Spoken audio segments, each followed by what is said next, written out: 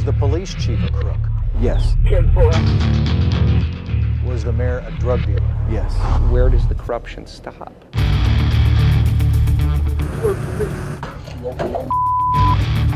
Isn't it safe to say the village of Allerton, when you were mayor, was one of the most corrupt small towns in America? The mayor, the police chief, they made the rules. The goal was to shed light upon the corruption and to eliminate the corruption.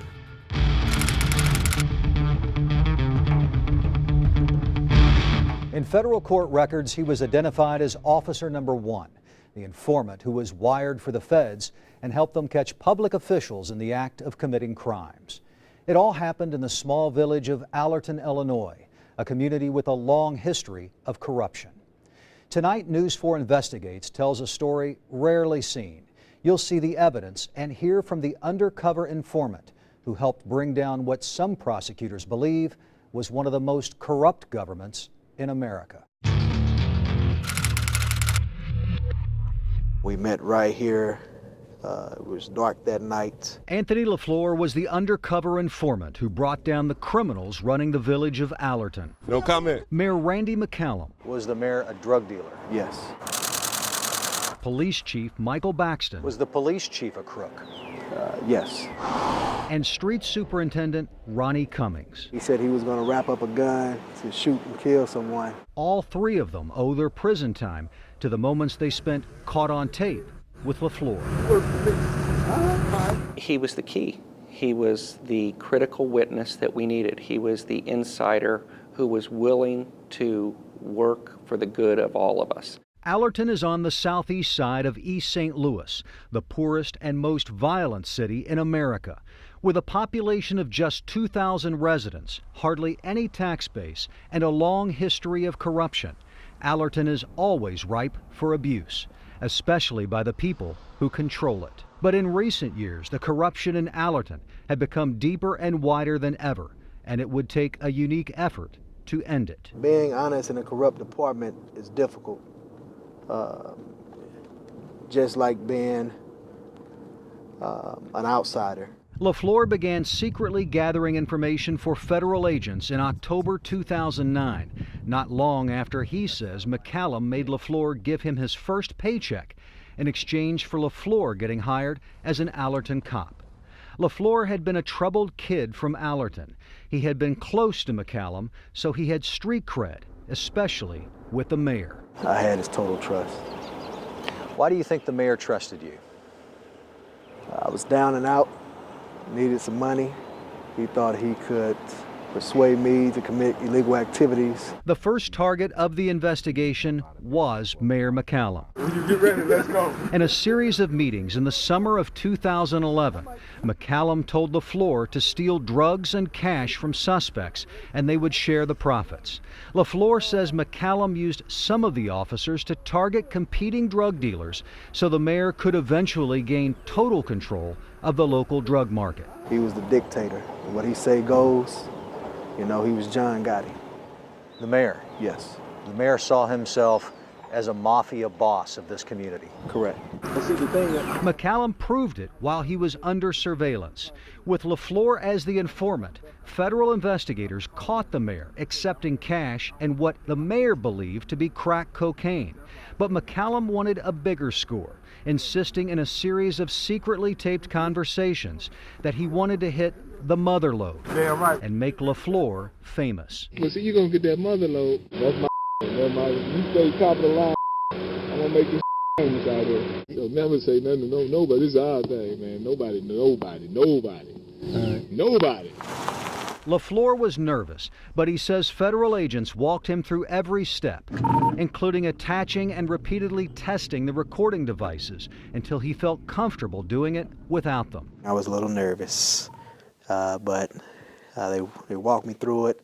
And after that, I was like Mark McGwire hitting a home run after that, you know. Not that tough. It was just, you know, go along with the flow. A few months after getting McCallum, LaFleur put the hidden video camera on again, this time in the bathroom of the Flying J truck stop just 2 miles from the Allerton Police Department.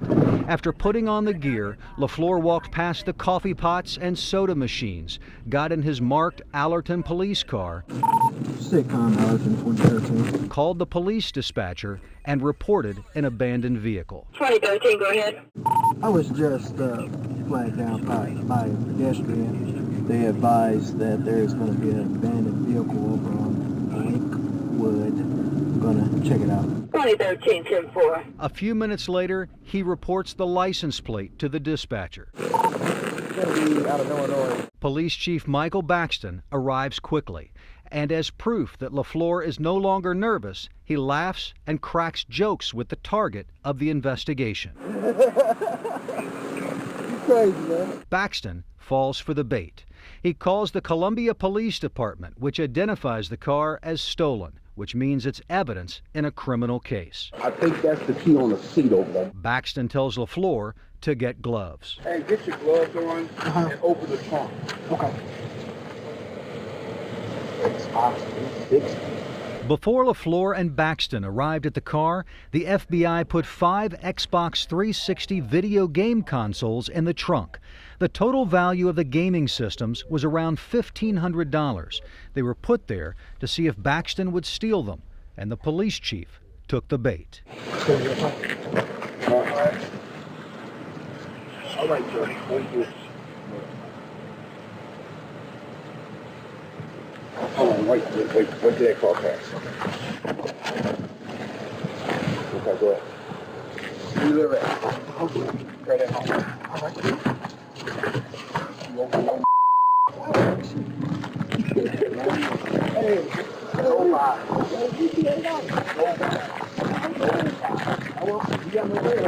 What were you thinking when all this is going on? My honest opinion, Yeah. I got him. Weeks after committing that crime, Baxton was hired as the police chief of East St. Louis, where he was chief years earlier until being forced out of his job. LaFleur told me Baxton bragged about how easy it was to steal cash and drugs in East St. Louis. He promised me that he was going to hire me as an East St. Louis police officer, and we'll be a millionaire within a year. But LaFleur stayed in Allerton and continued collecting evidence for federal agents. Street Superintendent Ronnie Cummings was the next target. Cummings was prohibited from owning a gun because he was a convicted felon. On January 4, 2012, 3 months after nabbing Chief Baxton, LaFleur came to Cummings' home and recorded him asking for an extended clip of bullets for his semi-automatic gun. Can I get an extended clip on a gun like that? Probably. Yes. Let's see. I pay for that. Oh, my gun, hold on, I can't. Then LaFleur recorded Cummings saying he would wrap a bag around the gun so it would catch the shell casings, eliminating evidence that police could trace back to him. I'm gonna have a pistol in the bag. I'm gonna have where the shell casings falling in the bag. It's unclear what, if any, crime Cummings planned to commit. How bad was it? It was about as bad as you could get. I mean, if you take a city and you look at every level, from the mayor's office to the police chiefs to the street superintendents, I mean, where does the corruption stop? U.S. Attorney Steve Wigington says the evidence collected by LaFleur was critical in the corruption cases against the crooks that had turned the village government into a criminal enterprise. He's a hero in my book. He agreed to voluntarily put himself in harm's way. Today, Anthony LaFleur is back in Allerton, patrolling the streets he helped clean up, driving the same car once used by the crooked mayor he helped put behind bars. So why are you coming forward? Well, I'm coming forward because I believe that if I could come forward and share my story, then hopefully it would inspire others, officers and people in the community to come forward. And cooperate with police? Yes. And put the crooks in prison? Correct. How did Anthony LaFleur gain the complete confidence of corrupt public officials? In part, it was because LaFleur was raised by criminals. All of my loved ones is in prison. You know, it's just me, so to speak. Up next, News 4 investigates the remarkable life story of the informant.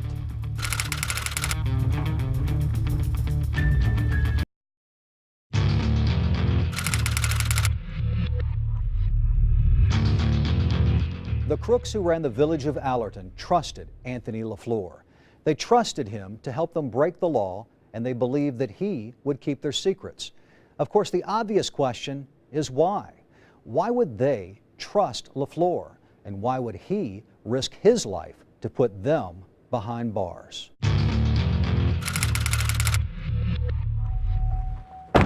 If you want to understand why Anthony LaFleur risked his life as an FBI informant, you need to come here. At the grave of his grandmother, he finds inspiration. Even though we didn't have much, struggled. You know, she gave me her last, protected me. LaFleur's mother is buried just 30 yards away. Where is your mother buried? She's buried somewhere over here. But he doesn't visit his mother's grave. That's where he finds pain and disappointment. Why won't you walk over there? Ain't nothing over there with me. Anthony says his mother was a drug addict who abused him. When I was about 7 years of age, my biological mother attempted to shoot me up with heroin. She died in prison. I forgave her for the things that she did. She had a drug problem, so, you know, it doesn't justify it, but, you know, I understand. Same thing with my biological father. LaFleur's father, Anthony Sr., has a long, violent criminal record that goes back more than 30 years and includes a conviction for second-degree murder. Anthony says his father was also abusive. He drove his vehicle through the house and, you know, grabbed me by my ankle one time, and my grandmother had to put her body over me to keep him from smashing me into the concrete. His father and 2 uncles are behind bars. You know, all of my loved ones is in prison. You know, it's just me, so to speak. And LaFleur nearly followed them to prison. When I was 17, I got charged for criminal damage to property. It was a felony charge. He asked the prosecutor and judge to let him plead to a misdemeanor. And I asked both of them to show some leniency and to help me. I told them what I wanted to be. I told them about my past, and I told them, you know, if they gave me a felony, you know, they would end any dreams and hopes I have. A felony conviction would have killed his dream of becoming a cop. The judge accepted LaFleur's plea to a misdemeanor. Anthony's rough childhood and the criminal history of his family gave him street cred in Allerton, and that made him the perfect informant. Will be the corner house on the left. As the key undercover operative in the Allerton criminal investigation, We met right here. It was dark that night. LaFleur had to earn the trust of the crooks who ran the village, No comment. including the drug-dealing former mayor, Randy McCallum. What type of things did the mayor talk about? How he would shoot people, how he wanted me to rob individuals, drug dealers. LaFleur eventually got the mayor on an undercover camera, and secret recordings helped send McCallum, Police Chief Michael Baxton Sr., and Street Superintendent Ronnie Cummings to prison. I had a goal, and the goal was to shed light upon the corruption. His mission was easier because he had already earned the trust of the McCallum family. 4 years before he secretly recorded Mayor McCallum for the FBI, McCallum got Anthony a summer job at the East St. Louis School District.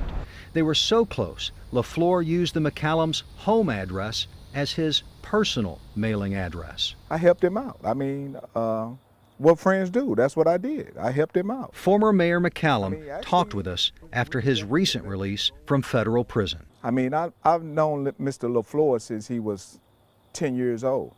They lived 2 houses down from my mom for 13, 14 years. I knew his whole family. McCallum caught up with LaFleur in the fall of 2009. The village hired Anthony as an uncertified part-time auxiliary police officer, but LaFleur says the job came with strings attached. Mayor McCallum told you that he would hire you as a cop, Yes, but that the condition of him hiring you is that you literally handed him your first paycheck. after I cashed it, yes. So that was going to be essentially the bribe to get your job Correct, as a cop. correct. And I believe that was an integrity check for him to see if he could trust me or not. And then the other stipulations were any money, dope that was taken off the street, had to bring it to him to split it. LaFleur quickly realized that his old friend the mayor was a crook, so he called the FBI and began to collect evidence. As the anonymous Officer Number 1 listed in court records, he provided tips to the feds for the next year and a half. Then, in the spring of 2011, the FBI began to view him as a possible key undercover informant, someone who could help shut down McCallum's criminal enterprise.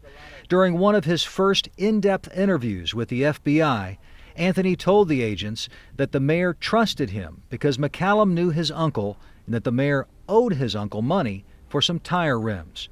That uncle is now in federal prison. He was troubled. He come from a troubled family. But far as more, he was a good kid, I thought. Yeah, he's a rat. Through McCallum's wife, Gwen, we obtained a box of documents that are not part of the public record, including the mostly unedited FBI field reports that describe in detail the information delivered to the feds by their informant, Anthony LaFleur. The ex-mayor's attorney got the records as part of the discovery used to defend Randy McCallum. He lied about a lot of things. In the FBI field reports, LaFleur does make claims that were never proven, at least in open court, including that McCallum kept drugs and a safe under his home. They raided the house. No underground safe. I kept the drugs in the house, and no drugs were found in my house. LaFleur and the U.S. attorney declined to comment on those claims. LaFleur says his primary role was to give the feds as much information as possible, not determine if all of it was true. The FBI field reports show that LaFleur supported some of his claims with police reports and other government records, passing along his findings at undisclosed locations in cities throughout the Metro East. For months, LaFleur recorded his meetings with Allerton's crooked leaders, finally snagging the mayor when LaFleur gave McCallum what was presented as crack cocaine. I'll say the biggest thing I ever did wrong in my life was participating in that. You thought it was crack. It was presented as crack. It was presented as crack, but being in the neighborhood that I'm from, Craig, I knew it wasn't crack. Well, according to the government documents, you didn't know it was crack until after you took it and then allegedly sampled it or had somebody sample it, and then you came back to him and said, this isn't the real stuff. But you didn't know it when you took it, according to the government wiretaps. Okay. Well, I'm not going to... Is that fair? Yeah, that's fair. I'm not going to dispute what the government says, but I just say it like this. Whatever I did was wrong, and I participated in it, and it was wrong. Listen, we all make mistakes, man. 1 minute confessing, the next in denial, the former mayor still seems to be trying to rewrite the history of his criminal administration. I planned on retiring as probably the greatest mayor that ever lived in this village. God has a way of taking something broken and turning it into a masterpiece. But at the end of our interview, Randy McCallum admitted that Anthony LaFleur did the right thing when he decided to turn against him and become the informant. He did what he had to do. I mean, I did myself, Craig. I don't blame him for anything. It was me. U.S. Attorney Steve Wigington heads the office that prosecuted the Allerton corruption cases. I would hope any employer would look at Anthony LaFleur and say, that's exactly the kind of person I want to hire. That's exactly the kind of person I want watching my business. Instead, LaFleur has received threats, both in person Just flipped out the bird. and on social media, like this post on Facebook that refers to him by his nickname, Bright Eyes. Has your life ever been threatened Yes. because you were an informant? Yes. If they harm one of our former witnesses, the consequences would be severe, and they would be quick. I remember one police officer telling me that I would never amount to anything, and I used his negativity for motivation. There was so much negativity, so much fuel for proving he could do good. In the cemetery, where he finds the hurt and hope that battled for control of his life, Anthony LaFleur returns to his grandmother's grave, the woman who is determined to love him and is his true inspiration. My primary goal was to make her proud of me. There are many surprising chapters to Anthony LaFleur's story, but we were shocked to learn that despite his heroic actions as the informant, Anthony may never be a cop again. That part of our story is next, as News 4 investigates the informant.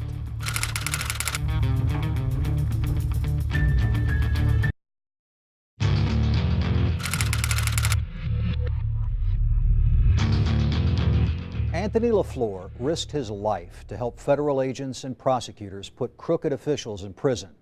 But LaFleur's law enforcement career is in jeopardy.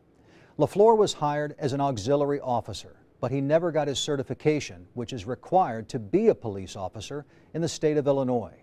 Since then, he says he was injured at work and is now trying to recuperate so he can return.